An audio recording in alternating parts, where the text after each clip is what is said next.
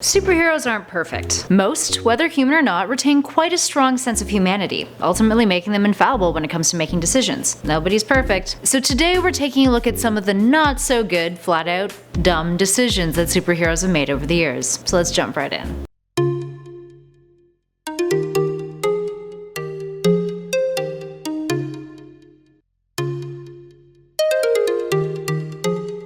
And at 10 is Iron Man gives out his address. Starting off this list with a bad choice made in the MCU, we have Tony Stark in Iron Man 3 giving out his home address to terrorists. Okay, so Tony, who's threatened by a terrorist named the Mandarin on national TV, decides to call Mandarin's bluff and gives him his home address. And he's like, yeah, whatever, nothing gonna happen, cause lols, I just made a fool out of this guy. Nope, you didn't. Mandarin's Goonies then show up in helicopters and destroy the place, and almost kill Pepper. Maybe he just low-key wanted to get rid of Gwyneth Paltrow. Kinda don't blame him. And at number 9 is Thor's clone. During Civil War, Tony Stark and Reed Richards, aka Mr. Fantastic, made a clone of Thor that ended up killing Goliath and almost all of the rest of the Secret Avengers and anti-registration heroes. Until Sue Storm stepped in, that is. All this happened because Thor was MIA during Civil War, and Tony was like, I don't know, maybe we should clone him with this strand of hair I have of his for no particular reason. Right. And this Thor was a cyborg clone who, once defeated, had its bits and pieces kept, which Reed then decided to later operate on, which then would return during Secret Invasion. Good stuff, guys. And at number 8 is Hank Pym deals with stress poorly. Hank has a history of suffering from some mental health issues, and this has sometimes caused him to react in some negative ways, putting his butt on the line with other heroes. He's also frequently suffered from feeling inadequate compared to the other Avengers, and this caused him a ton of stress, which is pretty damn fair, it's hard being a hero. During one fight with an opponent named Elf Queen, Hank had a breakdown and started attacking her with his Yellow Jacket biostings. That is, after the conflict had already been resolved. Feeling super weird about it, Captain America instigated a court-martial hearing against him, and as you can imagine, that didn't really go over too well with Hank. And at number 7 is Spider-Man in the black spider suit. While Peter Parker's symbiote costume is a fan favorite, how he acquired it and the aftermath it led to was a bit of a bad choice on Parker's part. So in 1984's Secret Wars, Spider-Man's original costume was ruined in battle, and he just so happened to discover an alien machine he thought was a fabric replicator. Oh hey, this machine looks like it'll reconstruct a new suit for me. Definitely gonna trust this alien technology that I don't know anything about and just hope for the best. And guess what? It was actually an alien life form who wanted to bond with him, and got tighter once it figured out that Peter wanted it removed. And at 6 is Hal Jordan murders all of the Corps. So while we've talked a lot about the Death of Superman arc from 1992 in our other list, it's actually far more complex than just Clark and Doomsday having a punching match. There's a bunch of other villains who try to take over Earth after Clark has fallen, and in this process Coast City, which was Hal's home city, is destroyed along with its 7 million inhabitants. So Hal tries to recreate the city with his ring, but the Guardians are like, hey dude, that's using your ring for personal gain. So they put him on trial, and Hal's like, are you kidding me? And loses it, and kills almost everyone from the Corps. Maybe not the best way to deal with your grief here, buddy. And at 5 is OZYMANDIAS tries to kill Dr. Manhattan. Part of Adrian Veidt's master plan in Watchmen was to kill Dr. Manhattan. So how do you kill a god? Well, he attempted to lure him into a trap that recreated the process that John Osterman went through when he was initially transformed into Manhattan. And the trap worked, except the good doctor was able to reassemble himself almost immediately. I mean, it was the first trick he learned after all. Although Adrian still managed to succeed in his overall plan, if Manhattan ever decided to come back to Earth, well, you just painted a very large target on your back, buddy. And at number 4 is Flashpoint. Yes, it was epic, yes, it was well done, but let's not forget that it was also kind of just a big marketing scheme by DC to reset their continuity since it had gone really muddy. Sorry guys.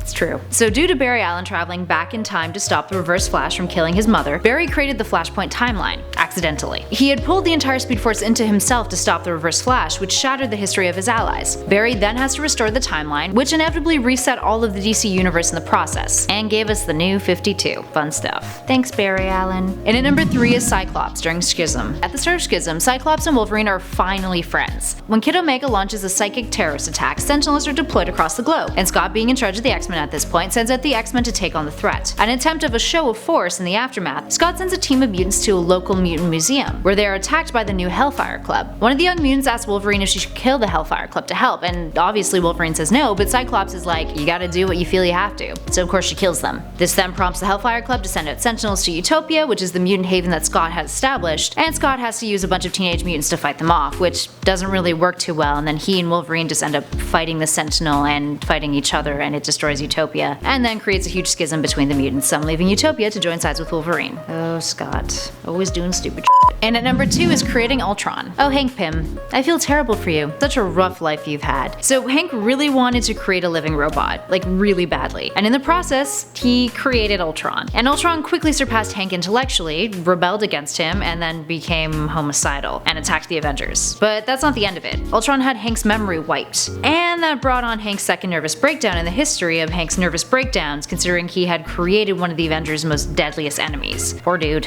And finally, at number 1, we've got the Justice League and Identity Crisis. We're finishing off our list with a collectively bad decision made by almost the entirety of the Justice League and the Identity Crisis 7-issue limited series back in 2004. The story deals with the elongated man's wife, Sue Dibney, and her murder, by whom the group assumed was committed by Dr. Light. Throughout the course of the story, it's revealed that Sue was once raped by Dr. Light up in the JLA satellite headquarters. And how does the JLA deal with this? Let's just try to cover it up by mind-wiping Dr. Light with Zatanna's powers. Then Batman finds out and is like, are you guys f***ing serious? This isn't how we should handle this. You know, like a natural response to something this big of a deal. And then the group is like, let's maybe just like mind-wipe Bruce too? Yeah. Real effective solution there, guys. So there we have it. Any dumb decisions you guys think we should have included on the list? Let me know your thoughts in those comments below. And don't forget to hit those like and subscribe buttons if you dug this video. I've been Kelly Pally for Top 10 Nerd, and I'll catch you guys in the next one.